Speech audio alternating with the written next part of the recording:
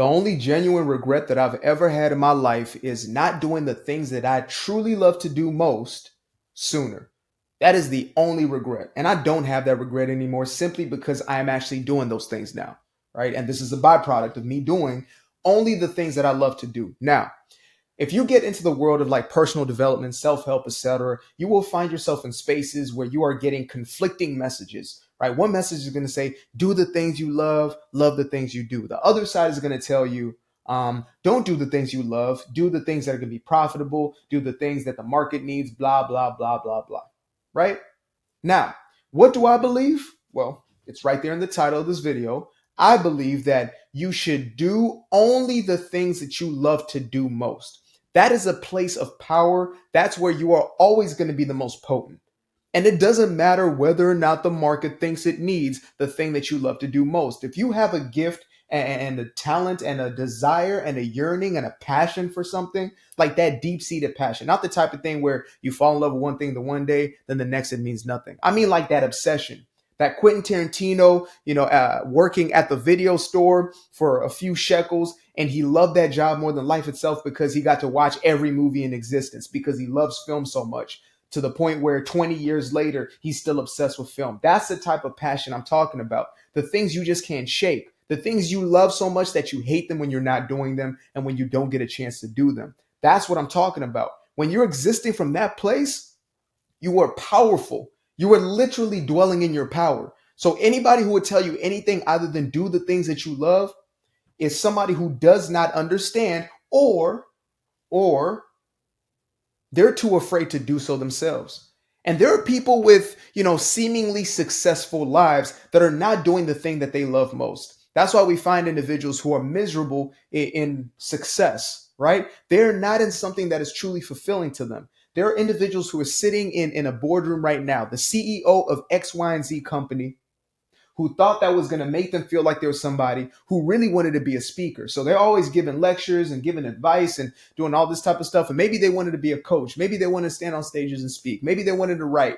But instead, they're in that boardroom because they felt, man, this was going to mean something for me. And they're not living in what they truly love. And you may look at them and say, they're successful. They're making $20 million a year. But they look at themselves like, man, I wish I had. If only I had.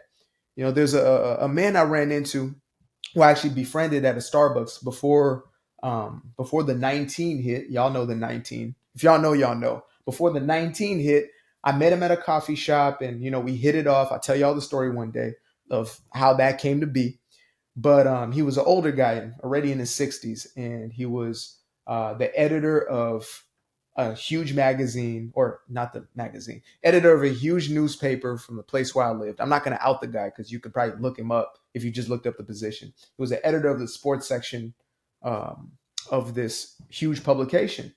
And when I talked to him, he told me he loved to write, but he had found himself in this position and worked himself up. And, it was an admirable job, right? Everybody around him was very impressed with him. He had large teams and, all he really did was that editing position or that supervising role, that management role.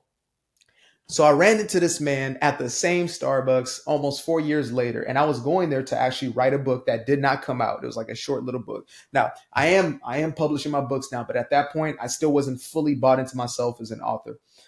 But nevertheless, I run into this guy and he's sitting in his little corner, and I come up to him and I say hi, and we embrace each other, we hug, we say what's up. And I be hugging quote unquote strangers sometimes. Not all the time. Not all the time. If your vibe is off, like I probably wouldn't even shake your hand, to be honest with you. I'll give you one of these. But he was a solid dude. We really hit it off, and he has a great spirit. I followed him on social after, etc. But I run into him again a few years later, and I see him procrastinating his work. And I asked him, have you written anything lately? And I see this look come over his face. He's like, oh, no, I haven't written in years. And, we get into it, and turns out at 25 years old, he had this idea to write about this story that I'm also not going to give away, because hopefully he writes this book at some point. But he had this story that was so compelling and it stuck with him. But at that very same age, he had the decision to start working, as a writer or for the newspaper, as opposed to like a writer, what he actually wanted to do. And he found himself in this place where He took the job and said, let's see where this takes me. And he abandoned his true dream, his true love. And he worked his way up. And now 40 years later, here he is, no books to his name, but people from the outside would say, wow, you must have made quite a success of yourself to get to the position that you are in the place that you are. And he would tell you absolutely no. He regretted all 40 years of it. And he wished he had just listened to the muse, as he said. And this is something that I recognize not only in him and in others, but within myself, is that there were years where I was so desperately looking for other people's validation that I was willing to abandon my own dreams. And I wasn't doing it in an obvious way. It wasn't in the most straightforward way, right? I wasn't just going and begging and pleading, but I wanted people to see me in a certain way in order for them to say, yeah, he's doing something that's real. He's doing something that's serious and we can take him serious. That's what I cared about. Whether or not they thought that was none of my business, but nevertheless, my mentality was like that. And there was a point where I was finally putting out music again and, and creating a buzz for myself and doing performances. And you know what I mean? Like I was really in the mix, putting out a single every single week. Now I was a Christian rapper at the time, right? I was still very much in that religious mindset, but nevertheless, I found myself in a place where I would actually get offended when people call me an artist because my day job was a digital marketer, right? That's what I did. I was, first freelancing, started a little boutique situation, a few people here and there, just, high contractors with none too big. But that was my day job. And I felt that that gave me credential that people could take me serious. So, when somebody said, "Oh, he's an artist, he's a this," I would be offended off of that. I say, "No, I'm a digital marketer. Yeah, I'll make music, sure." But I couldn't even own it because I had the story in my head that in order to be seen as somebody, I had to be in a role that was quote unquote taken serious. Because I lived in I was born in Zimbabwe, raised between Zimbabwe and South Africa. And in Africa, I mean, if you're telling your folks that you're going to be this artist or, a musician, whatever it is, YouTuber, what? Are you mad? Are you mad though? Are you mad though? You must go to school. That's the answer for everything. Go to school. That would have been the response that I got in a multitude of ways for at least a decade, if not 15 years of my life. And it started to become the only conversation I heard in my head is do something that's taken serious. So I despised school. I hated school. It was far too slow for me. It was boring. Like it was too mundane. I'm an Aquarius. Like I can't do the rigidness, right? I probably would have been very good at it if it was something interesting, but it wasn't. So I avoided it like the plague, continuously avoiding that aspect. But I valued education, which I realized when I graduated high school and I read more books like that second year of graduation that I'd read my entire educational experience. Like I consumed books, but it was personal development, self-help, that type of thing. So back to the point. I came to a place where I was no longer looking at my life from a space of fulfillment, but instead of fulfilling this perceived need by going out and getting other people's validation. I felt that that was going to be enough to satisfy until it wasn't. Until I came to a place where I was so desperate and I was yearning. And it felt like when you have a hose pipe and you clench the hose pipe, you can feel it loading up with water. The water's still running and the pipe is damn near about to burst. I felt like that. I was so suppressed when it came to the things that I truly desired to do, right? So every now and then I might have created videos, but it would have been videos on marketing, things I really didn't care about, but I was excited because I was just doing something close to the thing I actually wanted to do in my life, right? And I came to a place where finally it was too much to bear. I came to a place where I realized that if I continued to do the things that I did not love, I would suffer for the rest of my life. And I know there is a program that runs through our minds that has been conditioned into us that says, well, that's foolish because, how will you make money, how you do this, how you do that. But then on the other side, if you look into quote unquote society, if you look into the world at the most quote unquote successful people, at least that we know by name, they're all people who are doing the thing that they love. It is a person playing a quote unquote child's game, getting paid millions, if not billions of dollars for doing it, right? If you look at sports, if you look at, film and television, you look at music, which are the ones that are under the spotlight most of the times, but they're not the only giftings. There are millions of giftings. Heck, if you look at cooking, right? A Martha Stewart or a Guy Fieri. Guy Fieri just loves to eat hoagies. He loves to eat big old sandwiches and stuff like that. He loves it so much that he pursued it with all of his life. And now the man is getting paid millions, tens of millions of dollars a year to do exactly that, to eat them sandwiches on television. So we get to a place where we realize that our abundance is tied into our gifting. Our abundance is tied into our purpose and our passion. But we can only unlock that thing once we step into it. And stepping into it means letting go of the need for other people's approval, other people's acceptance, other people's validation, the thing that we think we need in order to be a somebody. When in truth, it is already within us. We are a somebody here and now. It's not once you have the status. It's not once you become the person. You already are the person.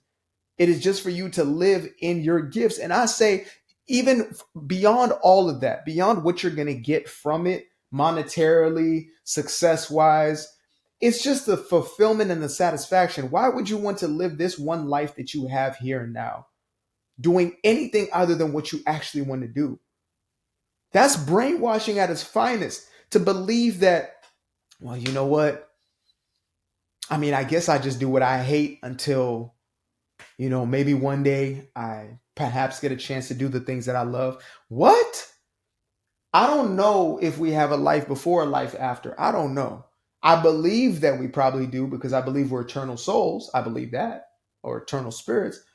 But one thing I can't tell you is that you're going to live this exact life experience again. I can't tell you that. I can't even tell you you're going to live this exact day over again. So to give another day to anything besides what you love most, to your purpose, your passion, what you're here for, is foolishness. You've been told that you can't pay your bills or take care of the life's necessities and, do the things that you want to do unless you have these jobs. Who do you think taught you that? Who do you think built that belief system? It was the person who wants you working for them. The person who told you that the check was security, that salary was security, is the very same person who's going to cut the check for that salary. You got to start doing what you love. You got this one life here. Do what you love with it. Period. It sounds crazy. It sounds unrealistic. It sounds naive, childlike. Yet it's the only path that leads to true fulfillment, and you know it. You know that you've tried all these damn ideas. Oh man, maybe if I just make a side hustle for myself, let me see what's going to be profitable. Why are you looking at what is going to be profitable? You are profitable. You are the source of profitability. You are the channel and the vehicle of your abundance. And you can only unlock that when you're in tandem with the thing you're supposed to be doing in this life, period. Oh man, but what if it takes, they say it takes 10 years to master. You're still taking somebody else's advice. Listen, this is not completely on the point, but there are things that we've heard simply because we read them in books by people who are following their own path, right? So you read 10,000 hours to master your craft. Who told you that? Who told you that? Oh, well, it was, Malcolm. Okay, Malcolm, cool. Malcolm told you that. All right, Malcolm told you that. Who was Malcolm? Well, he's an expert. And okay, why is he expert? Because he's doing what he wants to do, because he's doing what he loves. And he created something that's his own belief system that you're not buying into. All of these constraints we put on ourselves, how long it would take, what it would take. I need money. I need this. I need that. No, you don't. No, you don't. All you need to do is to go within, to look within, to find what it is within you and to express that thing. Period. Oh, it's going, like, let's say you wanted to be a YouTuber or a content creator, something like that. Oh, well, if I got to be a content creator, I got to have, no, you don't. You got a phone right now. You got a laptop right now. You got someone with a camera on it right now. Film. Create something. Oh, you don't? Oh, you got something that you can record something. Oh man, you don't understand, but then follow. Bruh, people will only gravitate and attract to the thing that is out there already. You have to put yourself out there. I had to put myself out there. I had to stop making excuses for myself. I had to stop playing scare ball and step into the ring. I had to really do the thing in order for me to unlock it. Give your gift to the world and it will forever be your gift. And it's going to be your gift every single day, every single time you step into it. And I know some of us are jaded because I tried that already. No, but you did it with a mentality where you didn't even believe in yourself. You didn't even know who you were and what you were. You didn't know. And so you brought yourself to a place where you made the thing, like whatever gift you have. Let's say you're a cook, a chef, right? A cook. Let's say you're a chef and you took upon you a position to cook. And then you became jaded because there was so much work involved. There was this, that, you're running the restaurant, etc. As opposed to focusing upon the gift, you started to focus on how's this going to make me money. And that's backwards, right? If we're really going to get into universal law, when you're in the frequency or vibration of love, which is the highest vibrational frequency in existence, well, that we've discovered so far and that we put a name to, when you're in that state, you're attracting to yourself everything that you need. So when you use your gift in a place of anxiety, you're going to attract more to be anxious about. And I had to learn that. Like, I had to stop seeing this as, oh, when, is this video gonna make me money? Are people gonna watch? Like, nah, give the message that is the most compelling to you. Deliver the thing that is the most passionate and impassioned. This very moment in time, this is the very most impassioned message that I could give you. And so that's the one that I'm giving you because I'm giving this to myself. And when I do that, I am elevated to a high level of frequency, a high level of consciousness. And when I'm in that space, I'm bringing to myself everything that I desire and need. There are videos that I put out 5-6 months ago that are all of a sudden picking up, and becoming more monetarily valuable than I could have ever imagined, but I'm not even thinking about them no more. And that's how it's supposed to happen for us. We're supposed to be this continual channel for inflow, outflow, inflow, outflow, inflow, outflow, as opposed to restricting that hose pipe for ourselves. Do the thing that you love most, period. I don't care what anybody, Gary Vee, I don't care what anybody got to say. Grant Cardone, I don't care. Do what you love. That being said, this is what I love, or part of what I love, which is writing. And I put together my first published book, Doing Me Guilt-Free. Make sure to get yourself a copy of one of these. This is a lifetime investment. For all those who are breaking free from any type of people-pleasing, codependency, need for validation, and are looking to step into your personal power, that is your hand guide. Look at that.